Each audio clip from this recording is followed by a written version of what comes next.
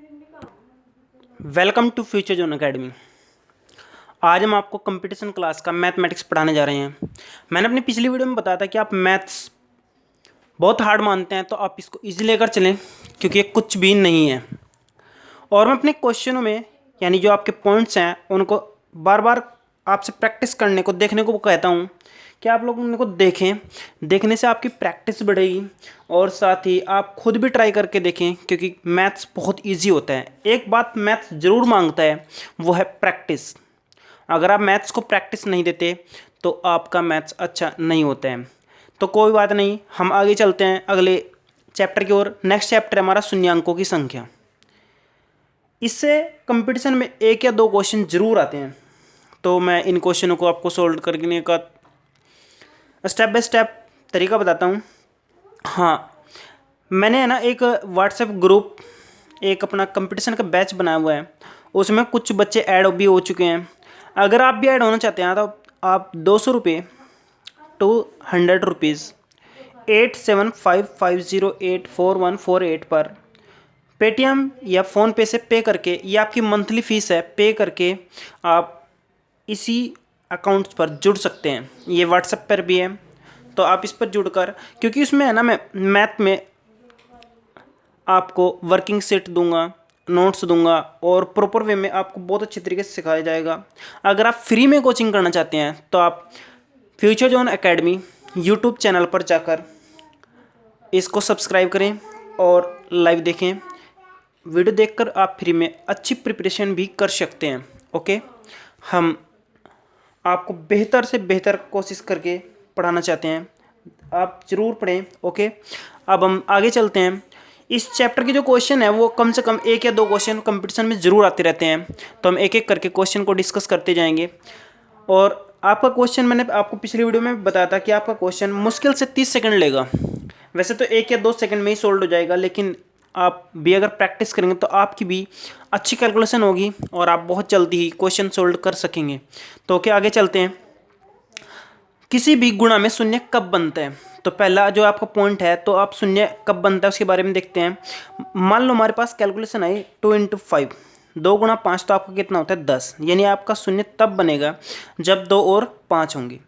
अगर मैं एक नई और कैलकुलेशन देखूँ, 2 × 2 × 5 × 5 यानी 2 की पावर 2 × 5 की पावर 2, तो आपका कितना होगा 100। क्योंकि 2 दूनी 4, 4 पंजे 20, 20 पंजे कितना होता है आपका 100। तो यहाँ से आपका क्लियर है, तो आपका 100 हुआ। यानी अगर पावर 1 होती है तो आपकी 1 जीरो, अगर पावर 2 2 होती है तो आपकी कितनी 2 जीरो। अगर इसी प्रकार मैं आगे बढ़ूँ, यानी 2 की पावर 3 और 5 की पावर 3, तो आपका कितना हो जाएगा 1000। यानी पावर 3 होती है, आपका कितना हो जाता है 1000। यानी कि इससे यहाँ पर स्पष्ट है कि अगर आप शून्य की देख रेख कर रहे हैं तो आप पावर पर जाइए किसकी, 2 और 5 की। अगर आप 2 और 5 की देखेंगे तो आपका शून्य बनेगा। और इसी कैलकुलेशन बेस पर हम इस चैप्टर में शून्यांकों की संख्या को काउंट करेंगे। ओके, आई थिंक कि आपका लॉजिक क्लियर हो गया होगा। आगे चलते हैं। शून्यांकों की संख्या ज्ञात करना। आप शून्य कैसे ज्ञात करेंगे? ओके, क्वेश्चन तो ऐसा ही आता है ना। तो यहाँ पर आपको 2 और 5 ढूंढना है और उनकी कैलकुलेशन में पावर देखनी है। जितनी पावर होगी उतनी हमारे पास क्या होगा, शून्य होगा। तो हम एक और कन्फ्यूजन आपका दूर कर देते हैं। वो क्या है, अगर 2 की पावर 3 और 5 की पावर 4 हो जाए तो आप शून्य कितने बताएंगे? तो आपको है ना मिनिमम पावर रखना है, तो वो आपका कितना है 3। तो आपके कितनी शून्य होंगे, ओनली 3। ओके, आगे चलते हैं। शून्यांकों की संख्या ज्ञात करना। पहला क्वेश्चन आपका 5 × 7 × 9 × 2 × 11, 5 × 7 × 9 × 2 × 11। तो आपको सिर्फ 5 से मतलब है और सिर्फ 2 से। तो आपके कितने 5 और 2 हैं, एक एक। तो इसका मतलब आपकी जीरो कितनी होगी, 1। तो जीरो काउंटिंग कितनी हुई आपकी 1। तो आप यहाँ से बिल्कुल आसान वे में इसको सोल्व कर सकते हैं। ओके, आगे चलते हैं अगले क्वेश्चन की ओर। अगला क्वेश्चन है आपका 12 × 27 × 63 × 113 × 1250 × 24 × 650। आपको क्या करना है, 2 और 5 पर फोकस करना है। तो 2 आपका एक तो इसमें होगा और 2 आपका एक इसमें होगा और 5 भी आपका इसमें होगा और तीसरा आपका 650 में होगा। तो एक एक करके हम दोनों को लेकर चलते हैं। तो पहले 12 में लेकर चलते हैं। 12 की अगर आप कैलकुलेशन करें तो 2 × 2 गुणा 3 हो जाएगा। तो यहाँ पर आपके दो दो दो के हो गए हैं। अब 1250 में चलते हैं। जो 1250 है ना आपका, इसमें आपका 5 भी है, क्योंकि देखो 125 गुणा आपका 10 है ना, तो 125 आप 5 की पावर 3 होती है, और यहाँ पर 5 गुणा 2 होता है। तो अगर हम 5 गुणा ऐसा कर सकते हैं कि 5 की पावर 4 गुणा 2, और 650 में 13 गुणा 5 गुणा 10 है, तो 13 में तो कुछ होते हैं, 13 पंजे 65, तो हम 650 लिया मैंने। तो आप यहाँ पर ध्यान दें, क्या ये जो आपका 5 है, एक तो ये है, एक ये है, एक ये है, क्योंकि 10 को 5 गुणा 2 लिख सकते हैं, तो 5 की पावर 2 गुणा 2 बेसिकली है ना। मैं बार बार आपको क्वेश्चन में कहूँगा कि आप लोग सिर्फ 2 और 5 पर फोकस कीजिए। तो 1 2 3 4, तो 2 की पावर आपकी कितनी हो गई 4। अब 5 की काउंटिंग करते हैं, 5 की पावर 4 और 2 6, 5 की पावर 6। मैंने कहा था आपको कि आप मिनिमम पावर पर जाएंगे, तो जो हमारे पास मिनिमम है, एक तो हमारे पास यहाँ पर देखो आप कितनी है, मिनिमम आपकी यहाँ पर कितनी है 4।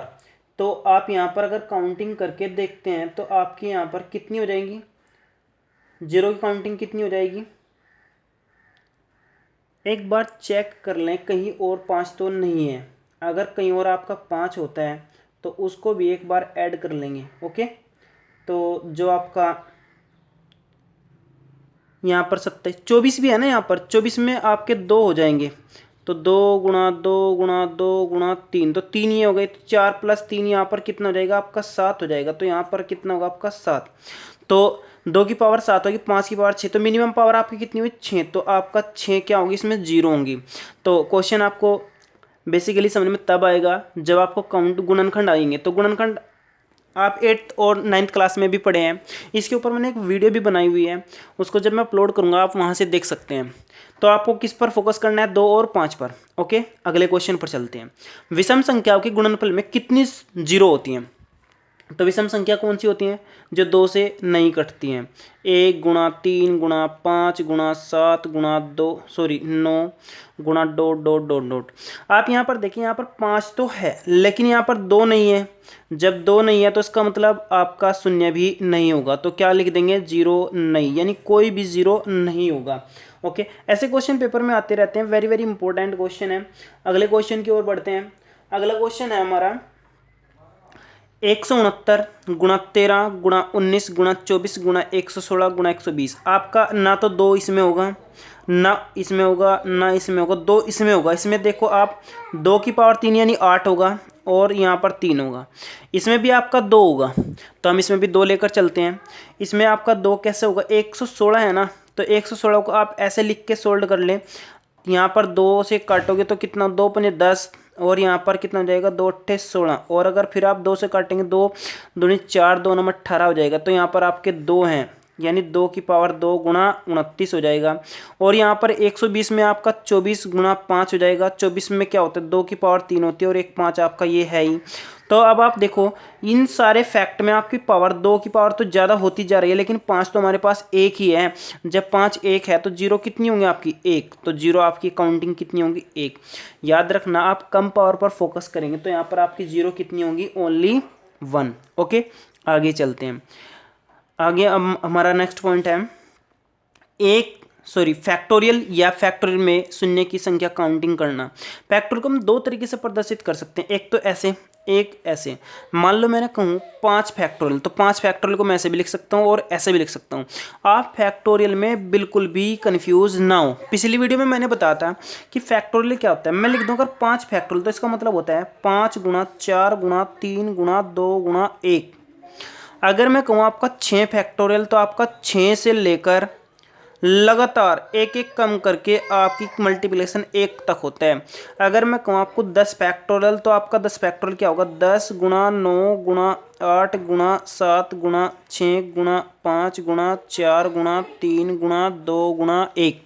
तो आप बिल्कुल भी कंफ्यूज ना हो फैक्टोरियल में।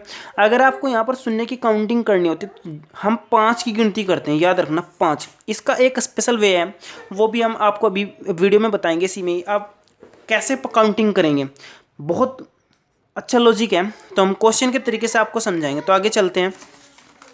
तो आपका क्वेश्चन क्या है, 124 फैक्टोरियल में कितनी शून्य है। तो आपको क्या करना है, 124 ऐसे लिख लेना है और 5 से डिवाइड करना है। 5 दूनी 10, आपका कितना बचा 2 और 24, 5 चौक 20।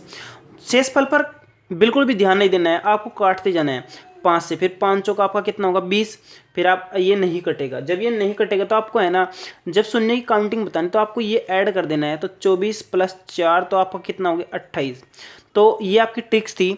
तो आपकी जो टोटल जो जीरोज़ होंगी वो कितनी होगी 28 होंगी, यानी आपका जो टोटल होगा ना वो 28 होगा। इसी प्रकार आप 270 में कितनी शून्य होंगी, आप 270 फैक्टोरियल को ऐसे लिखें और इसको 5 से डिवाइड करें तो 5 5 25 हो जाएगा, 2 5 चौक 20 हो जाएगा। फिर आप 5 एकम यहाँ पर 5 एकम 5 और आपका 10 हो जाएगा और फिर 5 दूनी 2 हो जाएगा। अब आगे तो नहीं चलेगा, आप इनको ऐड कर दीजिए। तो 54 + 10 कितना हो जाएगा आपका 64। 64 और प्लस आपका कितना 2 हो जाएगा। 64 + 2 कितना हो जाएगा आपका 64 और 2 हो जाएगा आपका 66। कितना हो जाएगा आपका 66, कितना हो जाएगा आपका 66। तो इसमें कितनी जीरो होंगे आपकी 66 जीरो होंगी। अब आगे चलते हैं। 124 में 5 की उच्चतम घात की ज्ञात कीजिए। अगर आपको किसी की घात भी ज्ञात करनी है ना तो आप उसको भी ऐसे ही ज्ञात करेंगे। आप 5 से डिवाइड करेंगे, अगर 5 निकालनी है तो 5 दूनी 10 हो जाएगा। अब क्या हो जाएगा आपको 5 दूनी 10, तो यहाँ पर 2 बच गए ना, तो 5 चौक 20 हो जाएगा। तो यहाँ पर अब उसके बाद 5 चलेंगे, 5 चौक 20 हो जाएगा। फिर आपको शेषफल की तरफ बिल्कुल भी ध्यान नहीं देना है, आपको काटते जाना है जब तक कटता है। अब फिर आप उस देखो अगर नहीं कटे काट सकते तो अब आपका 24 + 4 कितना हो जाएगा आपका 28 हो जाएगा। तो इसका मतलब इसमें 5 की उच्चतम घात कितनी होगी 28 होगी, 5 की पावर 28 होगी इसमें। ओके, आगे चलते हैं। यहाँ पर देखो 7 7 7 यानी 777 फैक्टोरियल में 7 की उच्चतम ज्ञात कीजिए। तो आप इसको भी ऐसे ही सोल्व करेंगे। तो आप यहाँ पर 7 लिख लें, यहाँ पर आपका हो जाएगा ऐसे।